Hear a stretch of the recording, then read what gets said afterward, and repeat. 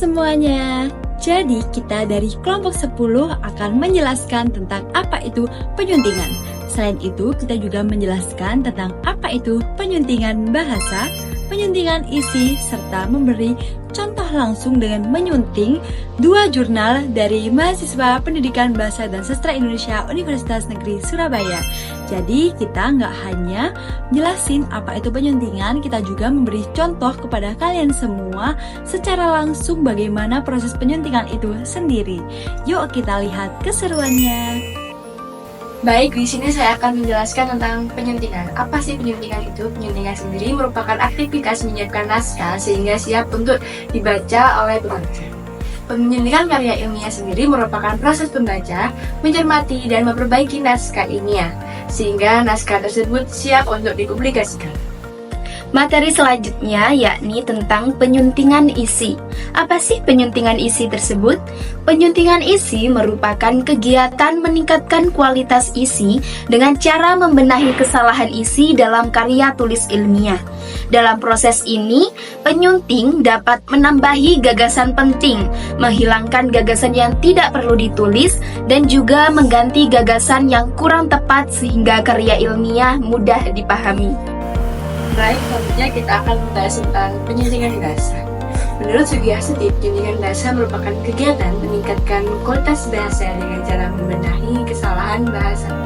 Misalnya, kesalahan penulisan atau penggunaan ejaan, huruf, tanda baca, kata, diksi, frasa, istilah, klausa, kalimat, dan wacana. Jadi, artikel jurnal yang disunting oleh kelompok kami yang pertama yaitu artikel jurnal mengenai pengembangan roadmap dari Universitas Negeri Surabaya, dan yang kedua yaitu artikel jurnal mengenai penggunaan media berbasis teks sebagai implementasi keterampilan menulis mahasiswa.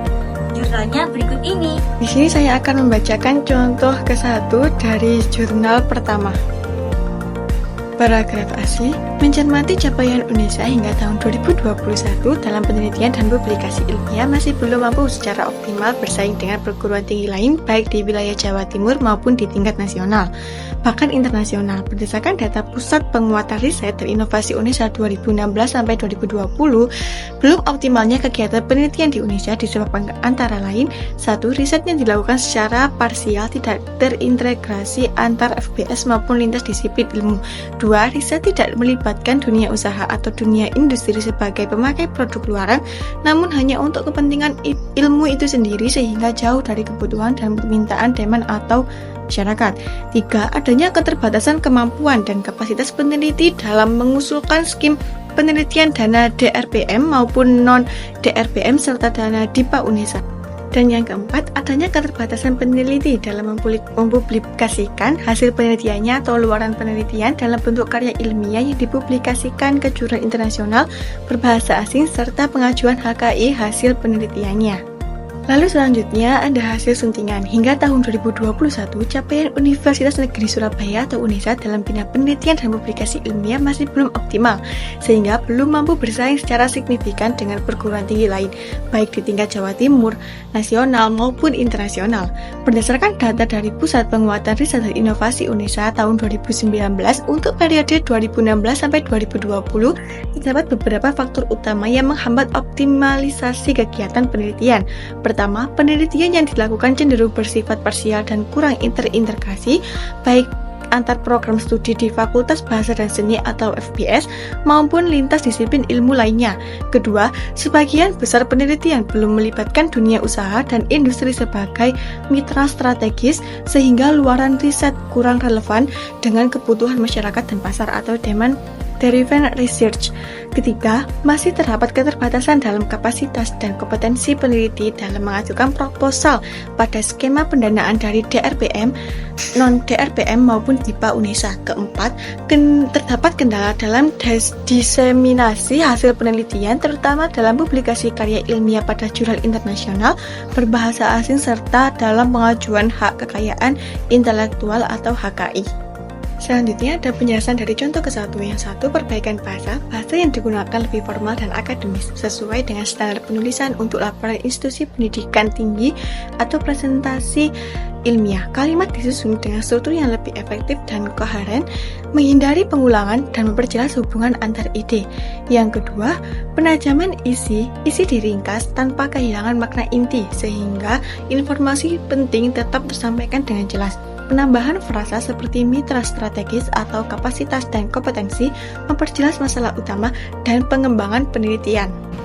Selanjutnya ada penyuntingan jurnal 1, contoh kedua, dengan teks kalimat sebagai berikut. Selain itu, dapat dilihat bahwa terdapat peningkatan signifikan pada topik penelitian seperti pengembangan literasi, pengembangan telah kurikulum, dan pengembangan entrepreneur. Hal ini dapat dimaknai bahwa para dosen telah mengimplementasikan sistem pembelajaran yang efisien yang mendukung karir lulusan nantinya. Selanjutnya adalah hasil penyuntingan jurnal 1, contoh kedua, dengan teks kalimat sebagai berikut.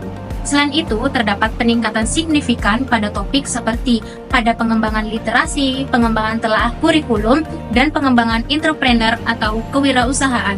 Hal ini menunjukkan bahwa para dosen telah mulai mengimplementasikan sistem pembelajaran yang efisien untuk mendukung karir lulusan. Selanjutnya yaitu ada penjelasan dari hasil suntingan dilakukan karena adanya perbaikan bahasa dan penajaman isi. Adapun perbaikan bahasa yang dilakukan yaitu terdapat kalimat yang bertele-tele atau berbelit, membuat informasi utama sulit untuk dipahami oleh pembaca. Selain itu, ada penyederhanaan kalimat yang semula dari hal ini dimaknai menjadi hal ini menunjukkan, sehingga memperjelas maksud kalimat yang semula menjadi samar menjadi lugas. Selanjutnya yang kedua yaitu ada penajaman isi. Isi kalimat sebelumnya mencampur beberapa gagasan dalam satu kalimat, sehingga makna fokus isi pembahasan menjadi samar.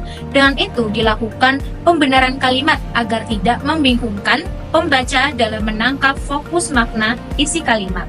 Untuk yang selanjutnya yakni contoh ketiga dari jurnal pertama. Pada paragraf, proses penyusunan roadmap yaitu dengan mengidentifikasi, mengevaluasi, dan memilih alternatif strategis yang dapat digunakan untuk mencapai tujuan yang diinginkan. Roadmap penelitian yang merupakan rencana penelitian individu maupun kelompok harus bersifat spesifik dan menyeluruh karena merupakan hasil kesempatan bersama dan melibatkan semua unsur dalam perguruan tinggi. Mutakin 2019.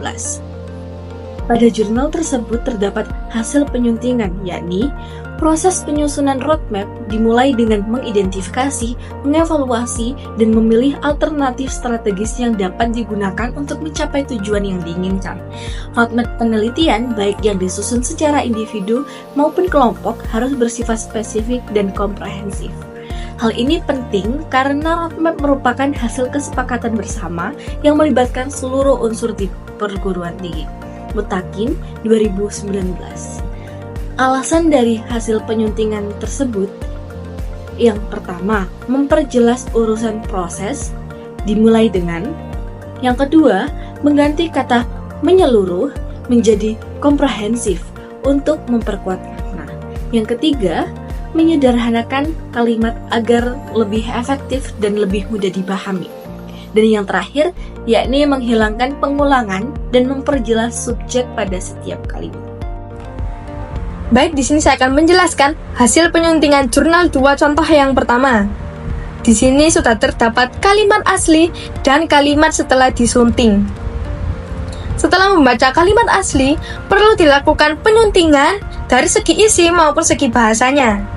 Yang pertama, dari segi isi, perlu disunting karena di kalimat aslinya, isinya itu terlalu panjang dan kurang fokus pada poin utamanya sehingga membingungkan para pembacanya.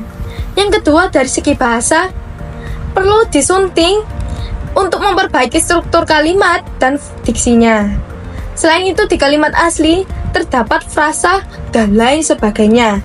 Nah, frasa tersebut kurang baku dalam penulisan artikel ilmiah, sehingga perlu dilakukan penyuntingan dan hasilnya sebagai berikut. Platform media sosial seperti WhatsApp, Telegram, dan Instagram menawarkan berbagai peluang untuk meningkatkan keterampilan menulis secara inovatif dan interaktif.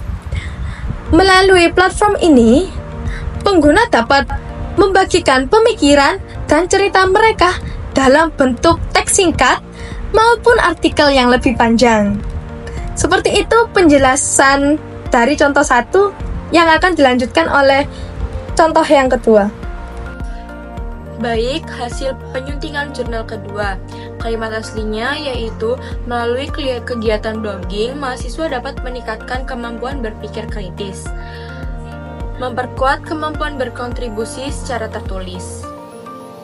Kalimat hasil suntingannya yaitu, melalui kegiatan blogging, mahasiswa berlatih menyusun gagasan secara runtut yang berkontribusi terhadap pengembangan berpikir kritis, dan kemampuan komunikasi tertulis. Analisisnya, ada kesalahan tanda baca pada kritis, serta isi terlalu klaimatif tanpa pendukung. Di dalam kurung, meningkatkan kemampuan berpikir kritis, perlu bukti atau penjelasan. Baik, di sini saya akan membacakan contoh yang ketiga dari jurnal kedua. Kalimat asli, platform tersebut seperti WordPress, Kompasiana, Indosiana, dan lain sebagainya. Lalu, kalimat hasil suntingan. Contoh platform layanan blog yang digunakan antara lain WordPress, Kompasiana, dan Indosiana yang memungkinkan mahasiswa menulis artikel dengan struktur yang naratif yang lebih kompleks. Lalu selanjutnya ada analisis, tidak informatif karena hanya terdaftar tanpa penjelasan fungsi dan frasa dan lain sebagainya atau tidak akademik. Nah, bagaimana nih dengan kalian yang sudah mendengarkan penjelasan kakak-kakak tadi mulai dari awal sampai akhir tentang apa itu penyuntingan? Semoga kalian bisa lebih paham ya tentang apa itu penyuntingan. Dari penjelasan kakak-kakak tadi, kita bisa menarik kesimpulan bahwasannya penyuntingan adalah proses penting untuk memperbaiki isi dan bahasa dalam naskah ilmiah agar layak dan bisa dipublikasikan.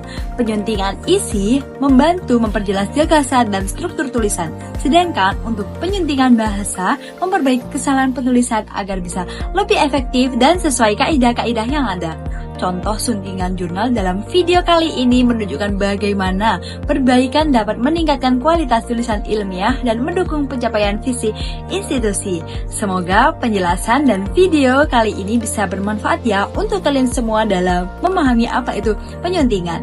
Saya, Dinda Aulia, undur diri dan kami dari kelompok 10 mengucapkan terima kasih.